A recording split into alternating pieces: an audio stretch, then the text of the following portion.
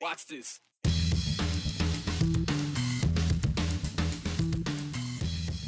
Among the hundreds that stormed the U.S. Capitol a year and a half ago were several Idahoans. One of them is about to go to prison for her role. We sat down with her to hear why she was there and what she hopes others learn from her mistakes. What's allowed on the Boise Greenbelt? What's not? Increased popularity in electric bikes and scooters is raising questions about etiquette along the Boise River path. And it's a tree that's out of this world. Well, it was out of this world for just a short while in the early 70s. Well, now its future is in question here in Boise. You know, summers in Boise, pretty hard to beat. You have a river that runs through it. It's usually filled with floaters on tubes and rafts and, yeah, sometimes air mattresses. But what about what's lined up next to the river? Summer also means lots of traffic on the Boise Greenbelt and prompted this message from Brenda in Boise. Hey, just wondering if you could do some investigating into the rules on the Greenbelt concerning e-bikes and scooters. It's getting kind of scary, crazy sometimes in some areas. Thanks. Yeah, an investigation, you say? Well, we did our best investigating here because e-bikes and scooters are allowed on the Greenbelt and, of course, other Boise trails as well. However, you better be sure you're in the right place. Here's Andrew Bartline. There's no race. In fact, none of it's coordinated. But pelotons still take shape and share a trip through nature alongside pedestrians. The usage definitely has gone up over the years. The people using the Boise Greenbelt aren't governed by rules. This system is an etiquette. People are usually pretty respectful and courteous when they're using it. Pass on your left, slow traffic stays right, and keep your speed under control. Doug Holloway is the City of Boise Director of Parks and Recreation. He says this system has been the backbone of the Greenbelt for decades. But you really are looking at that 90-10 rule, where 90% of the people are following the rules and are observing the etiquette that we have on our website versus that 10% that may not. So who is the 10%? Regular Greenbelt users aren't shy about pointing them out, especially when the evidence is hidden in plain sight. Well, certainly the addition of the e-scooters. Some people have gotten a little bit fast on the motorized options. Maya Kelly swears this is her first time riding an e-scooter on the Greenbelt, but she says it's not a big deal. She rides the scooter no different than if she was riding a bicycle. I'm moving faster than a walker, but I'm smaller and more vulnerable than a car, so that feels like a bicycle kind of category. There is a perception out there that because it is motorized that they go a lot faster and they're more out of control. And so we just ask those that use scooters and e-bikes on the Greenbelt to follow the same etiquette that we're asking everyone else to follow on the Greenbelt. And for the most part, they're doing that. That's because some people need an electric bike. Take Larry Nelson, for example. I'm 76, 77 in 20 days. Nelson lives in McCall, but he makes the trip to Boise often through the spring and fall months. I'm ready for the snow to be gone, and I just want to go on a nice bike ride. But at his age, the bike is harder to pedal, and the small hills start to look more like mountains. So Larry bought an e-bike. It's a lifesaver. I ride every day. He says it's the best option to get the exercise he needs. What happens if I go to the gym? I'm there for 30 minutes and I'm done. I mean, I might stay and lift a few weights, but when I go for a bike ride, I might be out for half a day. We are trying to create a city for everyone, which means inclusion in all the activities and facilities that we have. So if adding e-bike use to those facilities does help us with meeting that goal of total inclusion, that makes a big difference on those that can get out and enjoy the Greenbelt versus those that can't. But it's important to know these e-bikes cannot go everywhere. Holloway says several agencies overseeing the trails and the foothills still consider e-bikes a motorized vehicle. Which is like saying you can ride any trail that's not fun. Well, I wanted to have fun. Nelson can still have his fun in the foothills, but he first needs to get a permit with the city of Boise. This permit is for an accommodation, whether that be for disability or age. They seem to take my word for it. I am old. And so it's a very easy process. The permit only allows e-bike use on a few foothill trails overseen by the city of Boise. And in the city of trees, it seems to be more about how you ride than what you ride. I would like to see more people announce as they're passing people. Because on this path, there's no race and no trophy for coming in first. Your problem is actually the people on non-e-bikes that are 19 years old. It's because it's a speed problem. Holloway says it's totally fine if you want to zip around the Greenbelt on an e-scooter or an e-bike, but some of the biggest problems are when people leave those rented scooters or bikes parked on the Greenbelt when they're done using it. As you can imagine, Brian, the perception of, these people on the electric options, they're zipping by so fast. Holloway says that's not exactly true, but when you leave them parked there, you're certainly not helping the electric community in that perception. Yeah, then you said it's not a race, but then it certainly becomes like a steeplechase out there if these bikes e-bikes and scooters are scattered across the Greenbelt like that.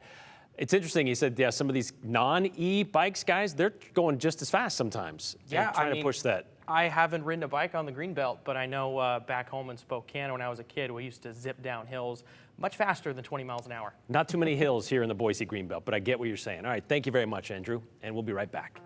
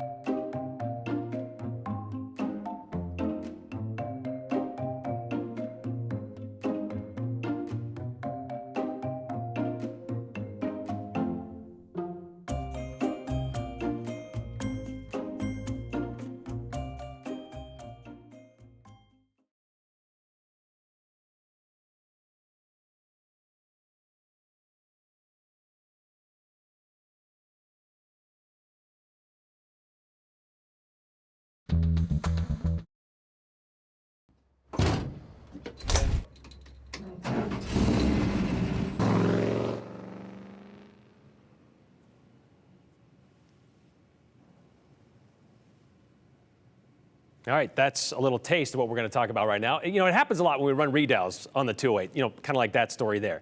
It's those stories we dig out of our archives from either 5 years ago or decades before. And we try to get the latest information to include in an update to that story. It's why we want to run it, because we want to keep people up to date on what's happening with the people that participated. But sometimes it's just tough to track down someone we spoke with 20 years before we were all connected on social media. So back in 2000, John Phillips of Middleton was attempting to set a land speed record in his 1976 Dodge Club Cab Adventurer at the Bonneville Salt Flats in Utah. That's him there.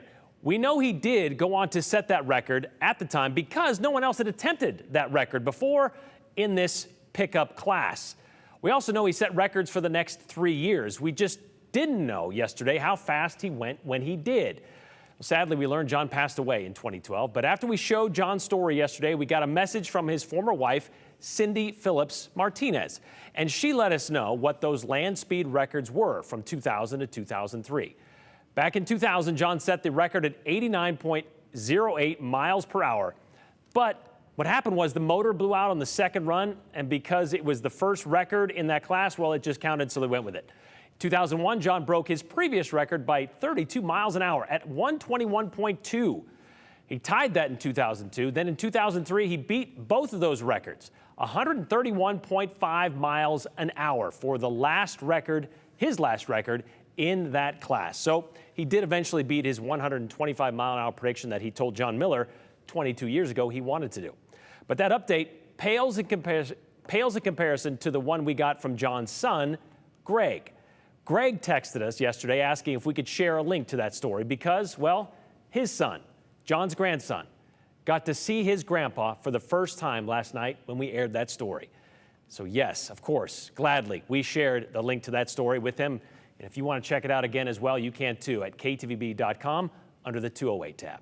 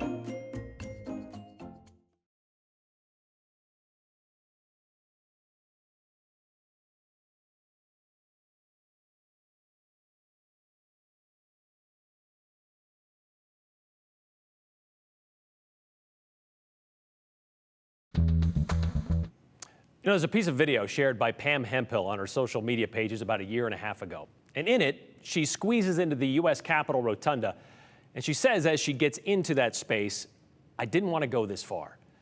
Well, those could be considered famous last words from Pam, a Boise woman who was part of the mob storming the Capitol on January 6, 2021. Pam is one of the 6 Idahoans the federal government has charged with being part of that insurrection. I didn't want to go this far, yet she did. The January 6th committee hearings will continue next week, next Tuesday, July 12th. The very same day, Pam will be surrendering herself to the federal prison in Dublin, California, to serve her 60-day sentence. Pam is a self-proclaimed citizen journalist, which basically means she likes to shoot a lot of video and then show them on social media. The kind of stuff news stations don't always have time to report, she says. She's been doing it for years, following around the likes of Ammon Bundy and the People's Rights Group. So she likes to get involved in stuff. And when her family encouraged her to fly to D.C. to join the Trump rally on January 6th, despite still recovering from breast cancer surgery, well, the 69-year-old said she thought, it'll be fun. I can see the Lincoln Memorial and then record everything that happens, which she says is how she found herself in the middle of an insurgent mob, not having a lot of fun.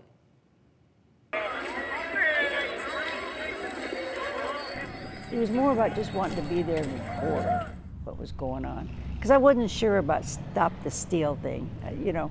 What do you mean you weren't sure about the Stop the Steal? Well, there's no evidence. But, you know, everybody's saying they did it, they stole the election, but I got to see the proof.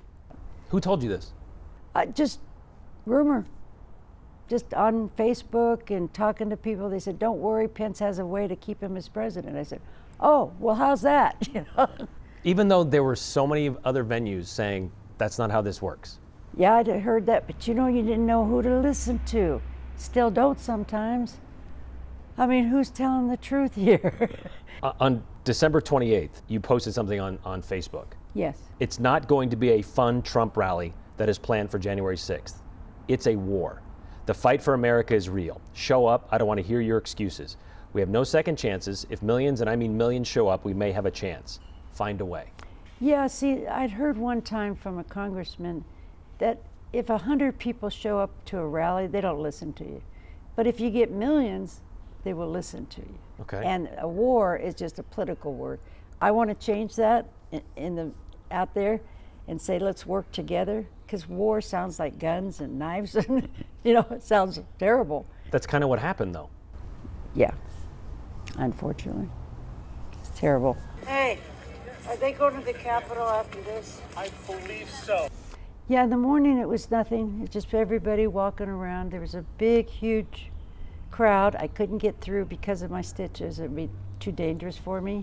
They're saying this is our building. Hold on, Tammy, it might get crazy. And so I just walked around and people started saying that Trump was going to be at the Capitol. And I thought, oh, okay, I'll get a chance to meet him up there, and I'll be there first so I can record him, They're pushing me. And then I got up front, and there's a barrier, and there's police officers. And then they're talking, and then within a minute, he starts pushing on the gate and pushing the officers, everybody. And I fell, and the police officers, I gotta get out. They pulled me out of the crowd and put me behind them. So they saved my life that day. And I just ran to another officer.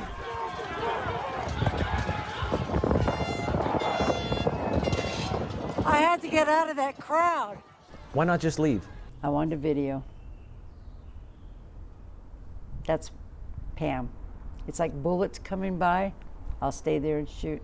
From your evidence against you, there was a statement of fact that said, Pam also stated, I think everybody would be happy if we got inside the Capitol, told them how they really felt, because they're sick and tired of being sick and tired.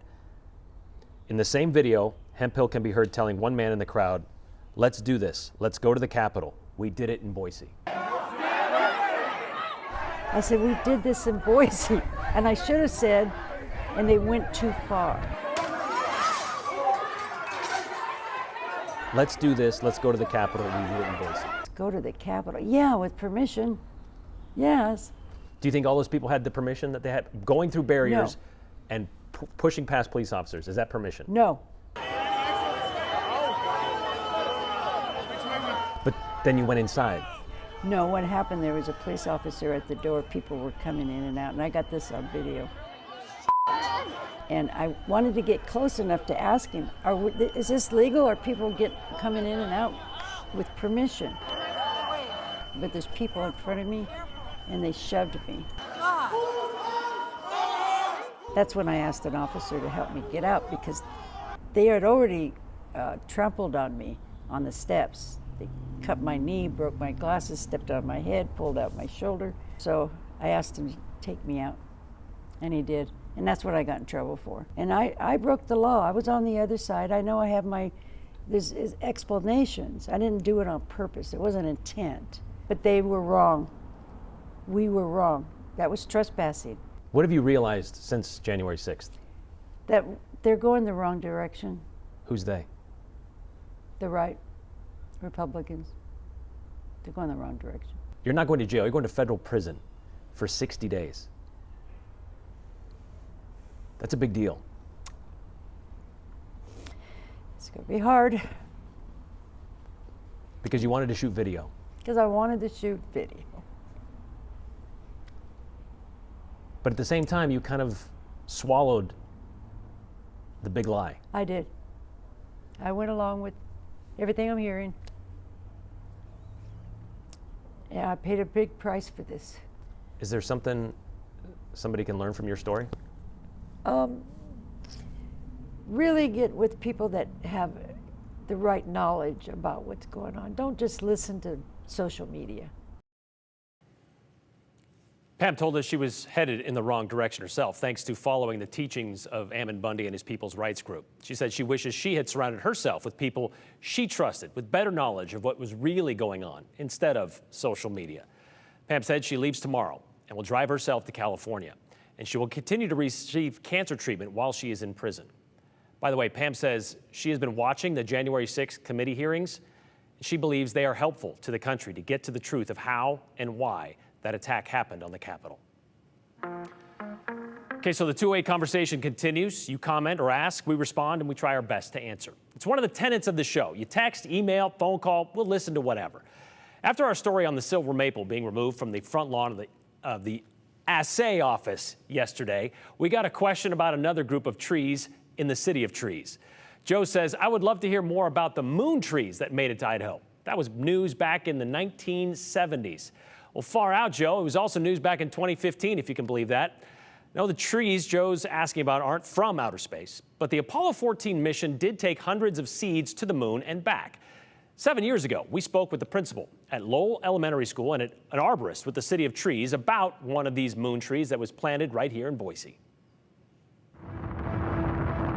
In our country's third trip to the moon, the Apollo 14 mission was known for two things: sending the oldest astronaut into space, and that astronaut, 47-year-old Alan Shepard, hitting a golf ball on the moon. Miles and miles and miles. But the 1971 voyage was also known for what was being carried in the command module above: tree seeds. After 34 orbits around the moon, those 400 or so seeds were brought back to Earth to germinate. Saplings were sent all over the country and the world, with one planted here at Lowell Elementary in 1977. It's kind of special to be one of the few institutions that has one of the moon trees. However, Lowell's loblolly pine is now in peril. It's pretty extreme, yeah. Brian Jorgensen is Boise's city forester and says the lack of water and excessive heat has put the moon tree under a lot of stress, inviting an infestation of insects. The insects light up when they find a tree that's under stress, and they send a shout out in the form of pheromones to all their buddies who congregate and start attacking the tree at the same time. Seeping sap is the tree's natural defense against said attack from the sequoia pitch moth. With the amount of pitch coming out of this tree, I'd have to say that the insect has seen some success. But thanks to the assistance of the North End Neighborhood Association and Idaho Tree Preservation, the moon tree's future may no longer be waning. It's been trimmed, treated for bugs, and the soil compaction is being handled. The next step is better irrigation to give it the 275 gallons of water it needs each week, so the next generation of students can see a symbol of NASA's science experiments in space. Yeah, absolutely. You know, it's not every school in Idaho or the country has a moon tree. If we can preserve it and help it to live on, that would be great. And not every tree has been up to the moon and back. No, they haven't. The fourth grade class in 2015 made a plaque with a rocket and a tree to commemorate the historic journey from the moon to the playground at Lowell.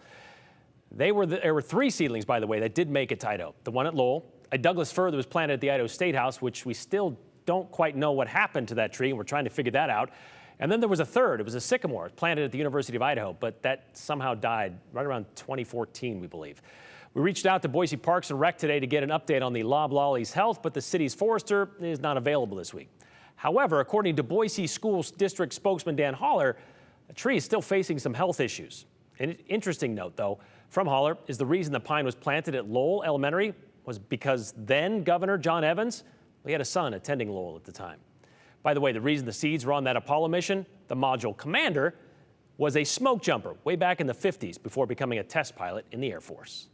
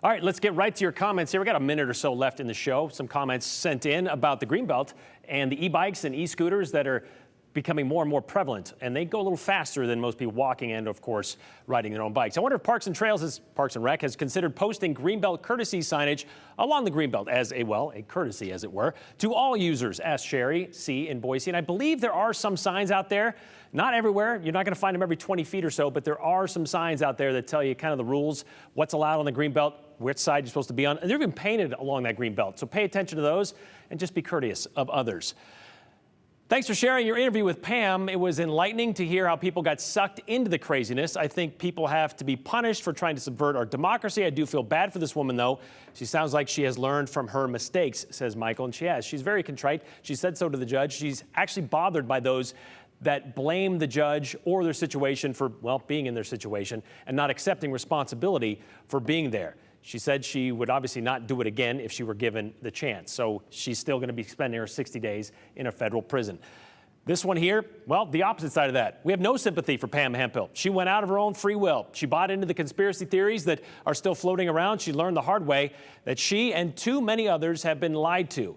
Sadly, too many fully believe the big lie and refuse to listen to facts. A lot of that out there, and it's too easy to do that. One of Pam's messages is, well, surround yourself with people who you trust, who also get the information from sources you trust. We'll see you tomorrow.